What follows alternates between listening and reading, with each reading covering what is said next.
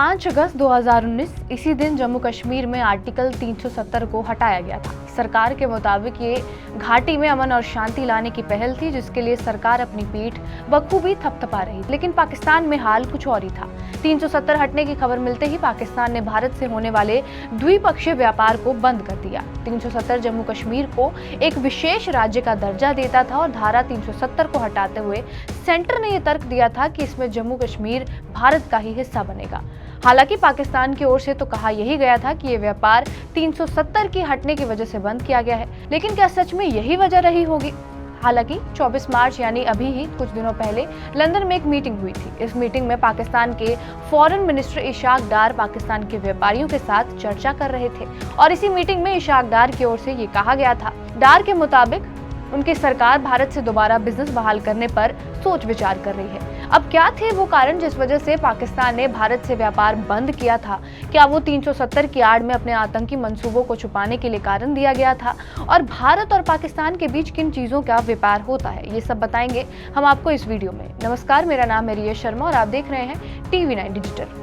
पाकिस्तान की अर्थव्यवस्था इस समय सही नहीं चल रही है। 2022 में आई बाढ़ के बाद और राजनीतिक उथल-पुथल के चलते पाकिस्तान में कई बार आर्थिक संकट आ चुके हैं और कई बार पाकिस्तान को IMF के आगे लोन के लिए भी हाथ फैलाना पड़ता है। चीन और सऊदी अरब जैसे देशों की वजह से पाकिस्तान को आर्थिक मदद भी मिल जाती है, लेकिन पास की बजाय दूर दराज के देशों से सामान इंपोर्ट करवाने में पाकिस्तान को खासा नुकसान होता है। खैर, सबसे पहले आपको ये बताते हैं कि भारत और पाकिस्तान के बीच किन चीजों का व्यापार होता था। पाकिस्तान भारत से plastic, nuclear reactor, boilers, machinery, कपास, ऑर्गेनिक केमिकल और मैकेनिकल डिवाइस जैसी चीजें इंपोर्ट करता था और भारत पाकिस्तान से भी कई चीजें आयात कराता था, जैसे फल और सूखे मेवे, नमक, सल्फर, पत्थर, कई तरह की धातुएं और चमड़ा।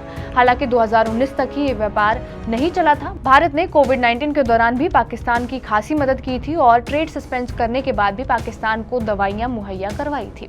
रही बात कौन सी चीज पाकिस्तान भारत से सबसे ज्यादा लिया करता था, तो वो चीज थी कॉटन। लेकिन अब उसके लिए पाकिस्तान को ब्राजील और अमेरिका जैसे देशों पर निर्भर होना पड़ता है और इतने लंबे रास्ते से होने वाले व्यापार के लिए पैसा और समय दोनों ज्यादा लगते हैं। जाहिर सी बात है, इसी वजह से शायद पाकिस्तान भारत से फिर से ट्रेड बहाल करना चाहता है। हालांकि थोड़ा बहुत व्यापार पाकिस्तान से चलता आया ही था और ऐसा नहीं था कि व्यापार बिल्कुल ही बंद था। कुछ व्यापार वाघा अटारी बॉर्डर के जरिए ही किया जाता था या फिर कराची बंदरगाह के जरिए, लेकिन ये ट्रेड बिल्कुल ना के बराबर ही था। इसमें खास बात यह भी थी कि भारत से कुछ चीजें पाकिस्तान आयात नहीं करता था। ऐसे आइटम्स का नंबर 1200 से भी ज्यादा था। ऐसा पाकिस्तान का मानना था कि वो ये बैन अपने ही कुछ घरेलू कंपनियों को बंद करने से बचाने के लिए कर रहा है।